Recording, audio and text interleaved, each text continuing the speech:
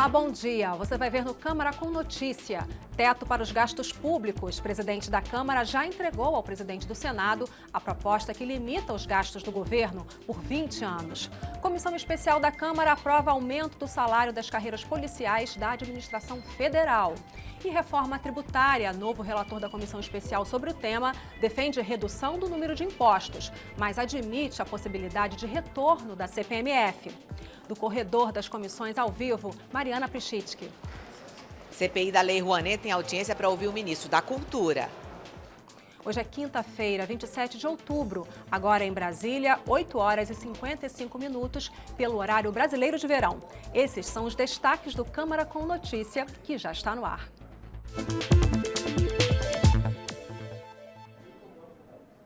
A proposta de emenda à Constituição que limita os gastos públicos, aprovada na madrugada de quarta-feira em segundo turno aqui na Câmara, já está no Senado. Lá também terá que passar por 2 turnos de votação. A entrega da PEC foi feita pessoalmente pelo presidente da Câmara, Rodrigo Maia, ao presidente do Senado, Renan Calheiros. Acompanhado do relator da proposta, deputado Darcísio Perondi, e de outros parlamentares da base de apoio ao governo, Rodrigo Maia entregou a PEC que limita os gastos públicos pelos próximos 20 anos ao presidente do Senado, Renan Calheiros. A expectativa é que a proposta seja aprovada em 2 turnos de votação e promulgada pela mesa do Congresso Nacional até o dia 14 de dezembro. A minha felicidade, então, de estar trazendo uma PEC que garante à sociedade condições onde o próprio governo será obrigado daqui para frente a escolher prioridades, a melhorar a produtividade dos seus serviços, a atender melhor. Isso é o que está por detrás dessa PEC, onde também nós vamos já estar sinalizando a partir da sua promulgação, ou até antes, redução na taxa de juros, recuperação do crescimento econômico e redução do desemprego no Brasil. Uma comissão especial da Câmara aprovou por unanimidade o projeto que aumenta o salário das carreiras policiais da administração federal. Se não houver recurso, o projeto de lei agora segue para a análise dos senadores.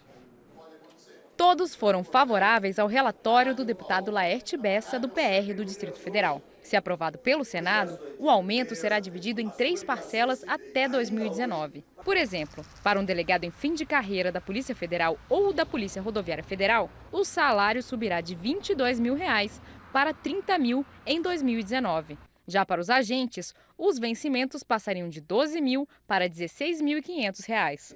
No fim das contas, o reajuste das 5 carreiras policiais da União vai ter um impacto nos cofres públicos de R$ 2 bilhões em 2017, 548 milhões em 2018 e de 546 milhões em 2019.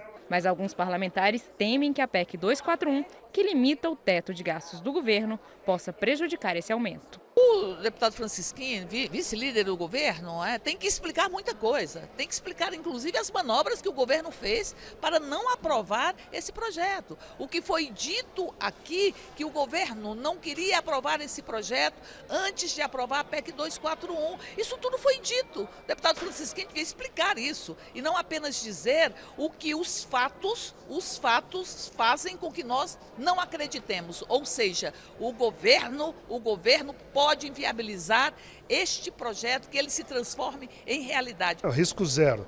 Nós estamos mais dando tranquilidade, porque o discurso, muitas vezes, da oposição é um discurso que a PEC pode afetar, mas esse é um projeto do próprio governo, chance zero de ser afetado. Nós queremos só dar tranquilidade e acelerar no Senado, já que são categorias que estavam há 5 anos sem a recomposição salarial, não tinham aceitado a negociação com o governo anterior e que nesse governo conseguiram chegar a um consenso. Tanto a Polícia Federal, a Rodoviária Federal, Perito Federal Agrário, as carreiras do DENIT e também de algumas áreas de ação social do governo.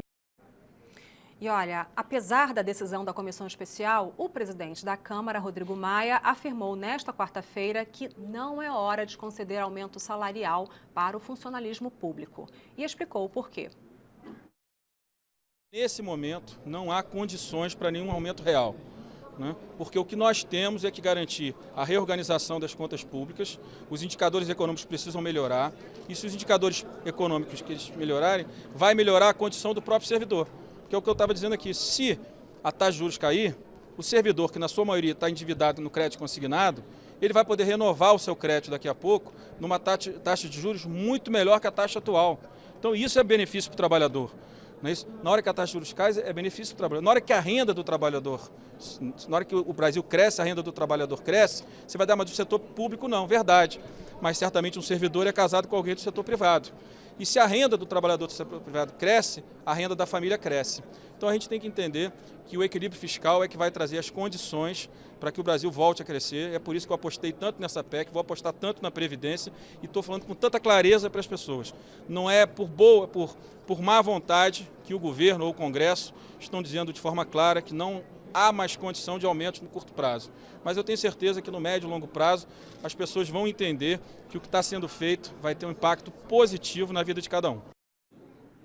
Rodrigo Maia também comentou a crise política que colocou o presidente do Supremo e o presidente do Senado em rota de colisão depois que o senador Renan Calheiros criticou a operação de busca e apreensão na sede da Polícia Legislativa no Congresso Nacional na sexta-feira da semana passada.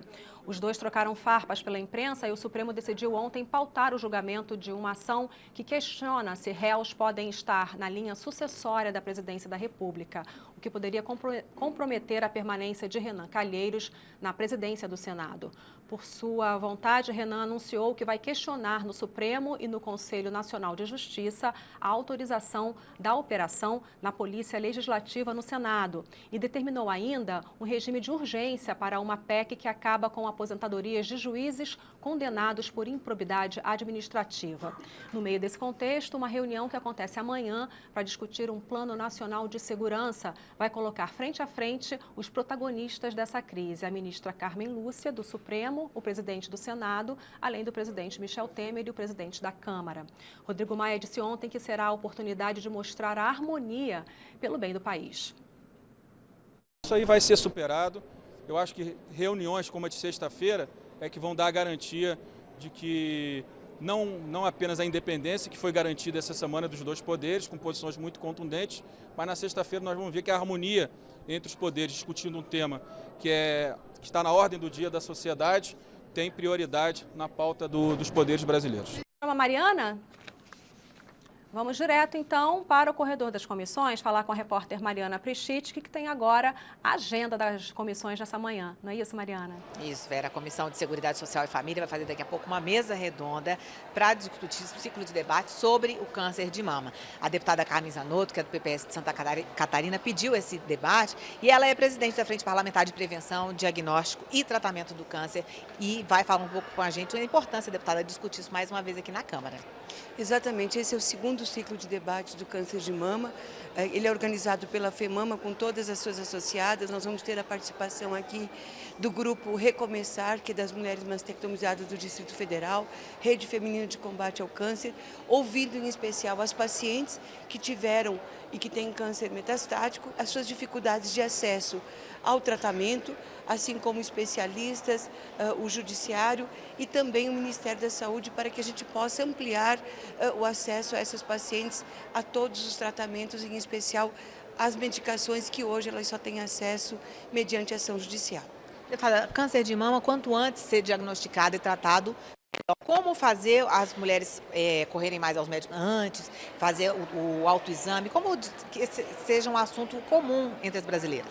Primeiro que o Outubro Rosa já tem esse papel de despertar todas as mulheres brasileiras com relação ao câncer de mama, mas a gente precisa lembrar que todos os dias a gente precisa estar atento à nossa saúde, em especial com relação a qualquer tipo de câncer. A Frente Parlamentar tem esse papel de orientar, de trabalhar a prevenção, o diagnóstico. Nós, lamentavelmente, no país, ainda na rede pública, apesar da legislação vigente, como, por exemplo, a lei dos 60 dias para o tratamento do câncer, muitas mulheres ainda, e a população como um todo, que tem a necessidade de acesso ao tratamento do câncer, tem dificuldade. Hoje, os dados estão nos mostrando que vai muito além dos 60 dias para que uma pessoa possa ter a sua cirurgia, a sua quimioterapia e a sua radioterapia. E esse é o papel do parlamento, lutar efetivamente efetivamente para que esse tempo se reduza, em especial para que todas as mulheres tenham acesso às suas mamografias de qualidade. Precisamos enfrentar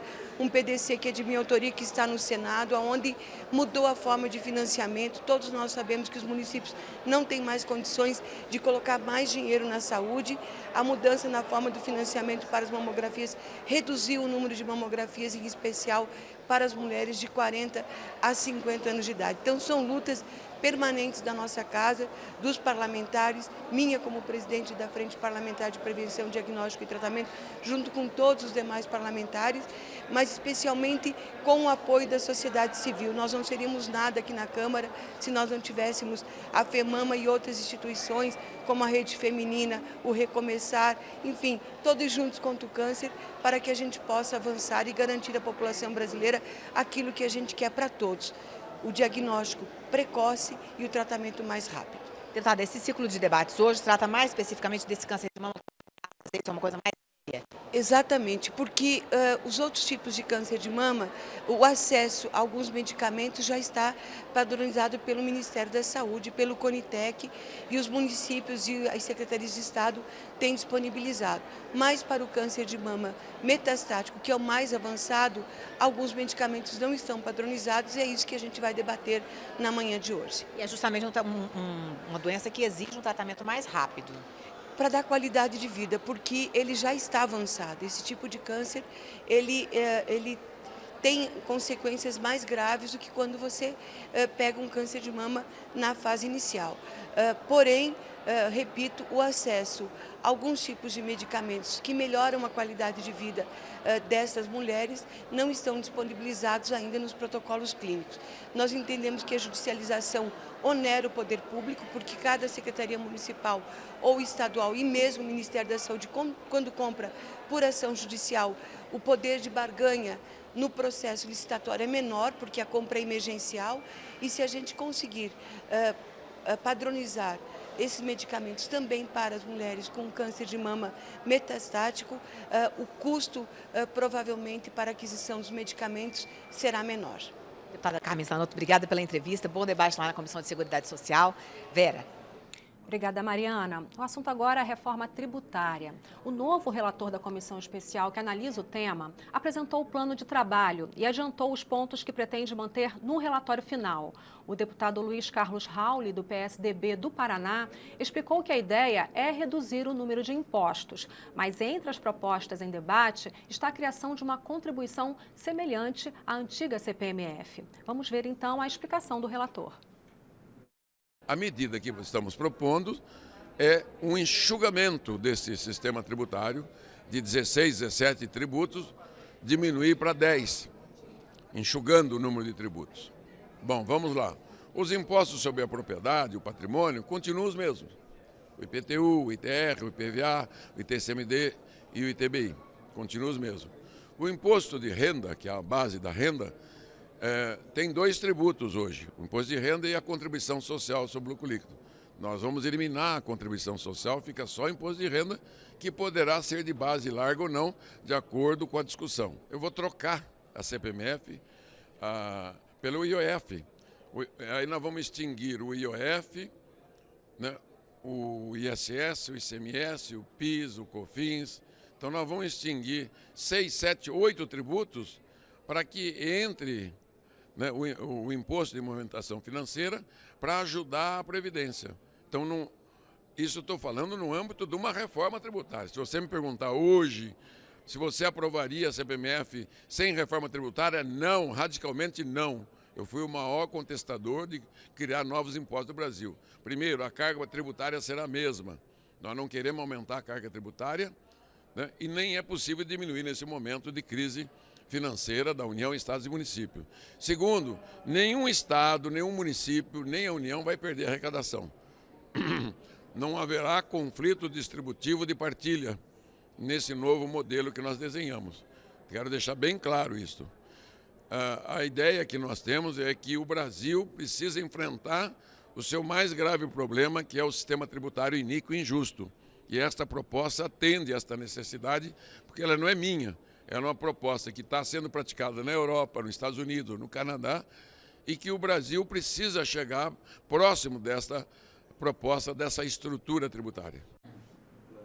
O desligamento do sinal analógico de televisão no Distrito Federal, que ocorreria ontem, foi adiado para o dia 17 de novembro. A informação é da Anatel, a Agência Nacional de Telecomunicações. As cidades goianas de Águas Lindas, Cidade Ocidental, Cristalina, Formosa, Lusiânia, Novo Gama, Planaltina, Santo Antônio do Descoberto e Valparaíso também terão as transmissões analógicas encerradas na mesma data. Mais informações sobre o processo de digitalização da TV aberta podem ser obtidas por meio de ligação gratuita para o número 147 ou pelo site www.sejadigital.com.br. Os deputados Sóstenes Cavalcante e pastor Marco Feliciano apresentaram mais um requerimento de criação da CPI da UNE, a União Nacional dos Estudantes. Os parlamentares disseram ter conseguido mais de 200 assinaturas apenas na noite de terça-feira. Este é o terceiro requerimento apresentado, já que os dois anteriores foram arquivados sem que a comissão fosse criada. Dessa vez, os deputados incluíram a União Brasileira dos Estudantes Secundaristas, a UBS, como objeto de investigação. Eles querem saber, entre outros pontos, como foram utilizados os 44 milhões de reais que a UNE recebeu do governo federal para reconstruir o prédio da entidade, destruído pelo regime militar. A CPI da UNE tem que acontecer porque a UNE, que é uma instituição antiga, com quase 80 anos no nosso país, que viveu os melhores momentos políticos do nosso país, que contribuiu tanto para a democracia do nosso país, de repente está aparelhada também por partidos de esquerda. A UNE precisa ser passada a limpo. A UNE não nasceu aliançada com a esquerda, a UNE é do povo e dos estudantes brasileiros. E nós precisamos, com essa CPI, elucidar todos os ilícitos que possivelmente venham acontecendo nas últimas gestões da UNE. O que está em questão é que a juventude brasileira combativa, através das suas entidades, está mobilizada contra o corte de verba da educação promovida pelo governo Temer. Esses parlamentares querem fazer disputa política e tirar o foco central da conjuntura. Você já viu nesta edição do Câmara com Notícia? Teto para os gastos públicos. O presidente da Câmara já entregou ao presidente do Senado a proposta que limita os gastos do governo por 20 anos. Comissão especial da Câmara aprova aumento do salário das carreiras policiais da administração federal. Agora em Brasília são 9h12 e você vai ver depois do intervalo. Mais apoio para o combate ao mosquito da dengue e da zika. Cientistas brasileiros que desenvolvem soluções de prevenção às doenças do Aedes aegypti precisam de mais incentivos para as pesquisas.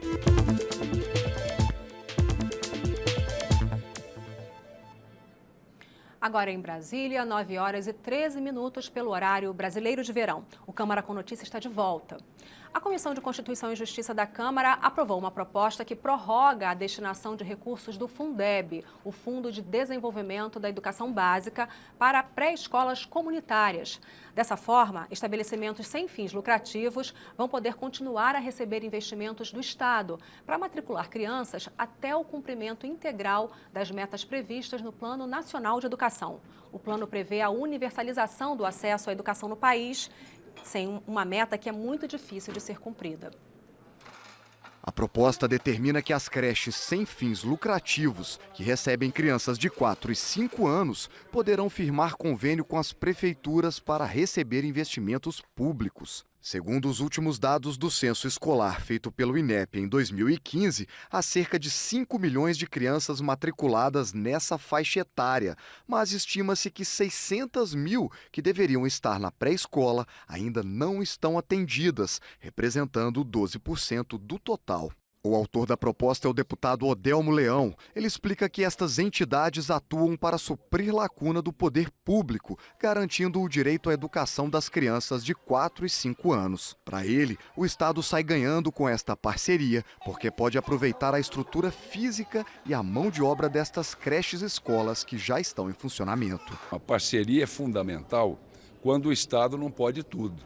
Então, conforme nós dissemos, quando se implantar o PNE, com toda a sua infraestrutura, é uma coisa a ser observada, mas enquanto não se implanta, nós temos que ir atrás das parcerias, porque as crianças não podem ser prejudicadas. Este especialista em educação lembrou que será necessária fiscalização para que estes recursos destinados às creches sem fins lucrativos sejam corretamente aplicados. Mas ele elogiou a proposta e defendeu o trabalho feito por estas instituições. Na medida em que esse projeto beneficiar, sobretudo, aquelas populações mais sofridas, populações excluídas do interior do país, daqueles municípios mais distantes dos grandes centros. Então, sem dúvida, esse projeto pode dar uma grande contribuição para o cumprimento das metas do PNE e, sobretudo, em direção à universalização da pré-escola, que é o que consta também da emenda número 59.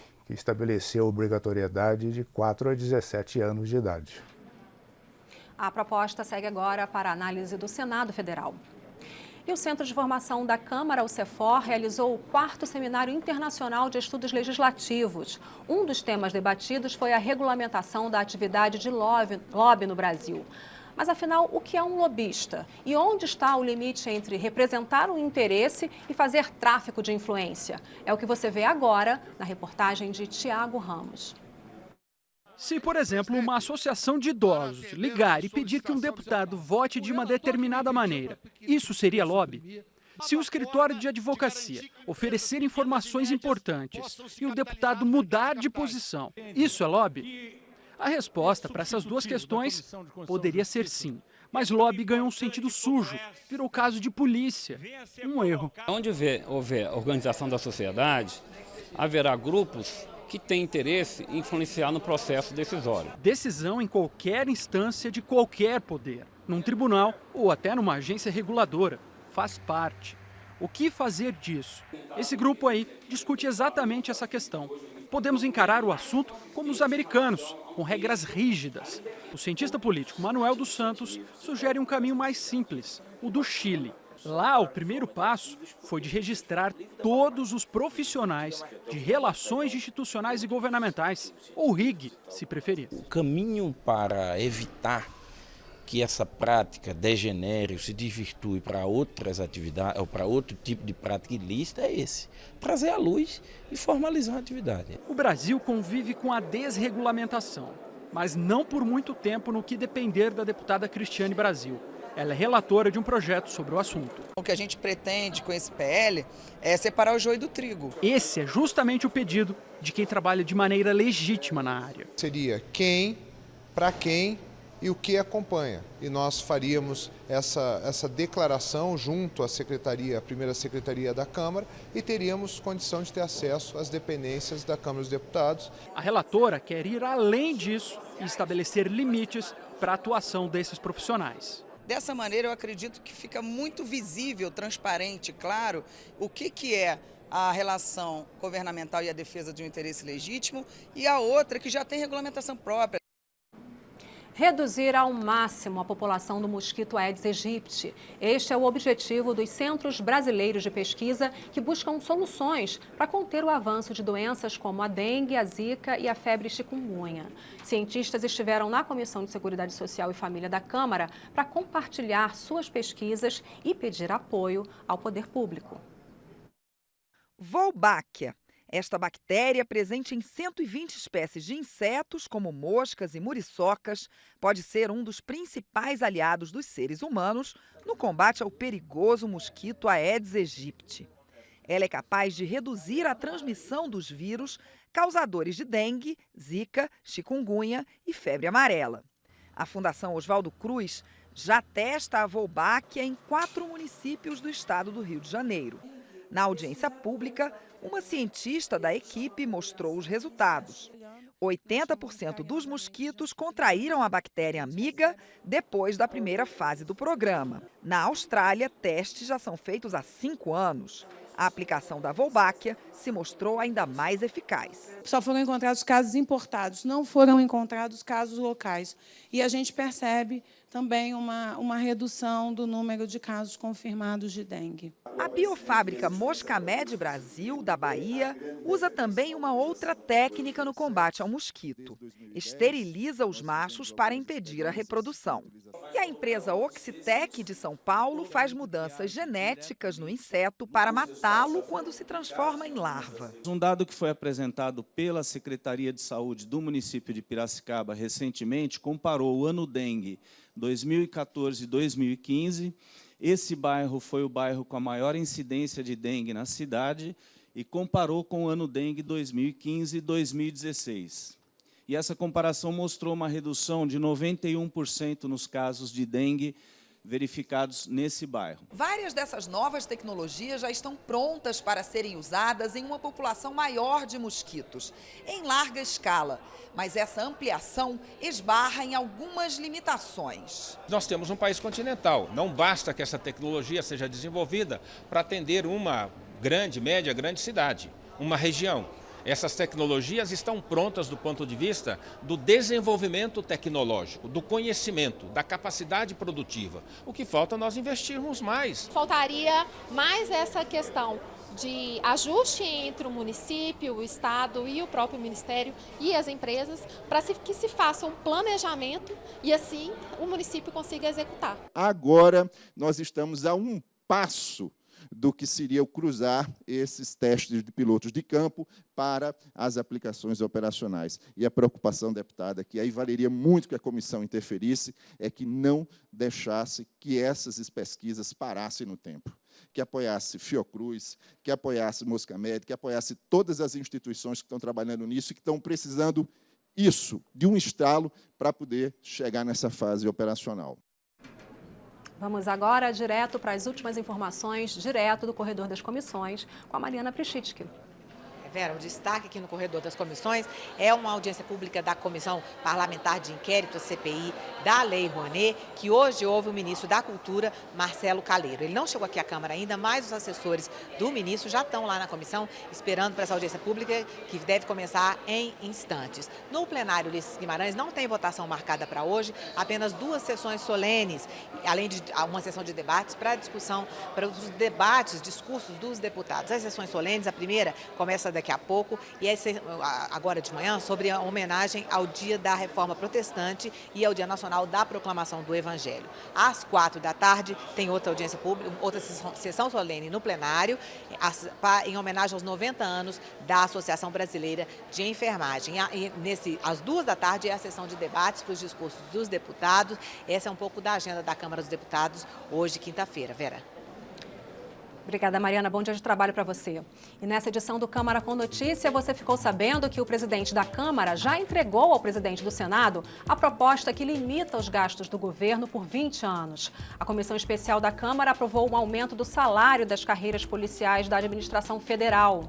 E o novo relator da reforma tributária apresentou o plano de trabalho e admite a possibilidade da volta da CPMF. O desligamento do sinal analógico de televisão no Distrito Federal foi adiado para o dia 17 de novembro. E essa edição do Câmara com Notícia está chegando ao fim. Nós podemos voltar a qualquer momento durante a nossa programação com mais informações para você. Hoje é quinta-feira, 27 de outubro. Neste momento em Brasília, 9h23 pelo horário brasileiro de verão. Para você, um ótimo dia.